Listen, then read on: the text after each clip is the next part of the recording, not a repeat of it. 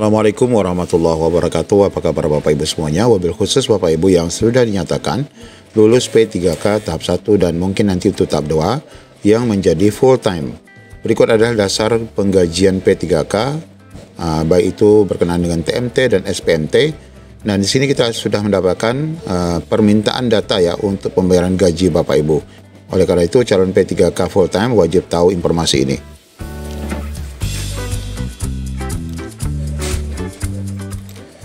Baik, sebelum nanti kita bahas surat ini Bapak Ibu, yaitu berkenaan dengan permintaan data pegawai non-ASN yang sudah lulus P3K tahap 1 ya khususnya, di mana di dalam lampiran surat ini sudah disampaikan berikut rincian perhitungan gajinya ya. Ya, ini untuk yang kawin anak 2, kawin anak 1, kawin tidak ada anak, tidak kawin dan sebagainya. Yang ini nominalnya ya, nominal yang totalnya. Sebelum kita bahas ini, kita akan bahas dulu berkaitan dengan TMT dan SPMT, di mana gaji nanti dibayar mulai sejak TMT ataukah SPMT. Sebenarnya informasi TMT dan SPMT ini receh ya, ataupun hal yang biasa, tetapi ini perlu kita pahami agar Bapak Ibu dapat memahami. Nah, apa sebenarnya TMT itu ya? Apa sebenarnya TMT itu? Nah, TMT itu adalah terhitung mulai tanggal ya, adalah tanggal yang dihitung sejak awal masa kerja ASN yang resmi dimulai.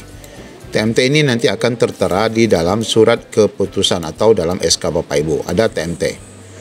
TMT ini memiliki pengaruh besar terhadap berbagai aspek karir, seperti perhitungan masa kerja, kenaikan pangkat, bahkan terkait hak pensiun bagi para PNS. Karena P3K tidak ada pensiun ya, ataupun mungkin nanti ada pensiun, maka TMT ini akan menjadi dasar pengangkatan awal. Nah, kemudian apa sih fungsi dari TMT? Kalau kita lihat di sini ada 5 fungsi dari TMT. Yang pertama, sebagai bukti dari instansi atau lembaga bahwa seseorang sudah resmi diangkat menjadi pegawainya, itu TMT. Kemudian TMT juga berfungsi sebagai dasar untuk menerbitkan SPMT. Jadi TMT dulu baru SPMT ya. 3, mengukuhkan keberadaan pegawai di suatu instansi atau lembaga. Kemudian sebagai dasar bagi seseorang untuk menjalankan kewajiban dan mendapatkan haknya sebagai pegawai. Kemudian yang kelima, sebagai dasar perhitungan masa pensiun bagi PNS. Nah, itulah 5 daripada fungsi dari TMT. Nah, ini Bapak Ibu contoh TMT yang ada dalam SK. Di sini terlihat ya, terhitung mulai tanggal 1 Februari 2022 sampai 31 Desember 2026. Ini masih perhitungan kontrak SK 5 tahun ya.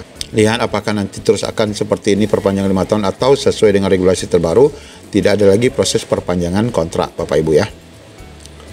Nah, kemudian apa sih SPMT? SPMT, surat perintah melaksanakan tugas. Jika TMT itu tanggal diangkat, maka SPMT merupakan sebuah surat tugas. Di sini disebutkan perintah ya.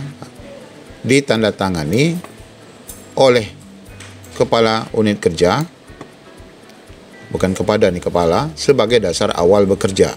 Itu SPMT ya. Ada TMT, belum ada SPMT, belum bisa dikatakan Anda sebagai pekerja.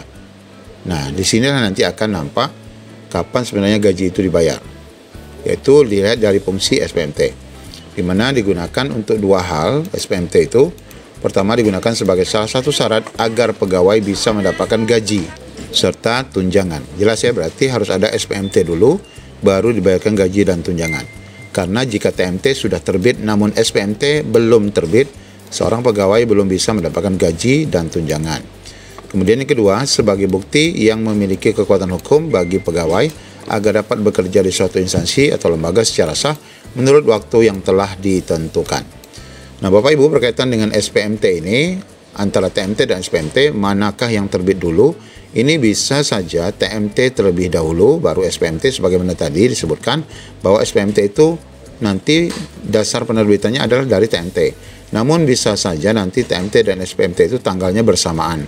Jadi bisa saja di tanggal 1 Maret misalnya ditetapkan Bapak Ibu, SPMT-nya 1 Maret, maka gaji sudah bisa dibayarkan di bulan Maret. Tapi jika SPMT-nya mundur, TMT-nya 1 Maret, SPMT-nya 1 April, berarti gajinya baru diterima 1 April. Nah, ini adalah contoh SPMT, satu surat yang dapat digunakan oleh rekan-rekan P3K sebagai bukti mulai bekerja ya. Pernyataan ya, bukan perintah ya, surat pernyataan melaksanakan tugas ya, bukan surat perintah. Nah, ini Bapak Ibu berkaitan dengan TMT dan SPMT. Nah, berarti sudah jelas bahwa gaji Bapak Ibu nanti akan dibayar setelah terbitnya SPMT. Nah, kita kembali pada edaran yang tadi kita sampaikan. Ini dari salah satu Pemda, yaitu di tempat kami di Provinsi Kepulauan Riau, berkaitan dengan permintaan data non-ASN yang sudah lulus. Nah, di sini disebutkan Badan Keuangan dan Aset Provinsi Kepulauan Riau akan melakukan penyesuaian alokasi anggaran gaji pada tahun 2025 untuk pegawai pemerintah dengan perjanjian kerja di lingkungan Provinsi Kepulauan Riau. Ya, tentu ini untuk tahap 1 dulu ya. Kemudian berkenaan dengan hal tersebut diminta bantuan saudara untuk mengirimkan data terpilah pegawai non-ASN yang lulus tahap 1 guna untuk dialokasikan anggaran gajinya. Nah, ini link formatnya yang file Excel tadi ya. Mengingat keterbatasan waktu, penting dapat diselesaikan penginputannya dalam jangka waktu 22 Januari 2025. Sekarang sudah tanggal 21 ya, berarti hanya tersisa 1 hari saja lagi. Nah, ini makanya diminta untuk cepat. Nah, Bapak Ibu kita lihat file Excel-nya. Nah, di dalam file Excel yang tadi diberikan, ini ada gaji pokok yang sudah kita ketahui dari Kepres terbaru, yaitu 3.203.600 untuk S1 ya, atau D4. Kemudian untuk SLTA 2.511.000, kemudian untuk SD adalah 1.198.500. Ini untuk gaji pokoknya.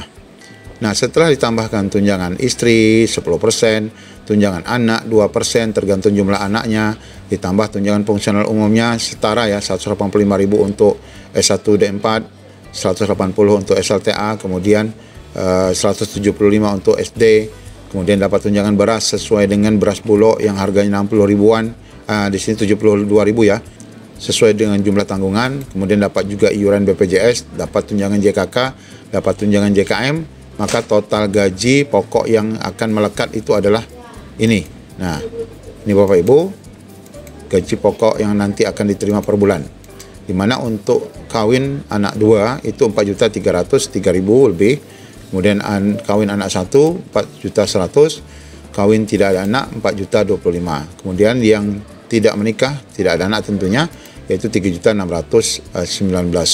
Kemudian di bawahnya adalah ini yang apabila status janda atau duda anaknya 2, status janda atau duda anaknya 1, artinya tidak ada tanggungan pasangan ya.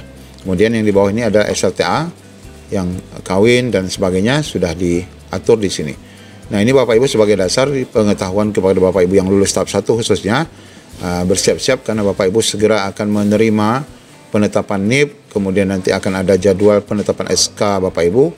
Sebagaimana kita harapkan kalau seandainya selesai pengusulan NIP di akhir Februari, maka di awal Maret 2025 ini Bapak Ibu bisa sudah langsung menerima SK, tergantung kapan SPMT-nya. Jika SPMT-nya bersamaan dengan TMT di 1 Maret, maka gaji Bapak Ibu dapat diterima di 1 Maret 2025. Sedangkan gaji Januari dan Februari itu masih menggunakan gaji honorer yang tetap dianggarkan sesuai edaran daripada Mendagri. Demikian informasi yang dapat kami sampaikan. Assalamualaikum warahmatullahi wabarakatuh.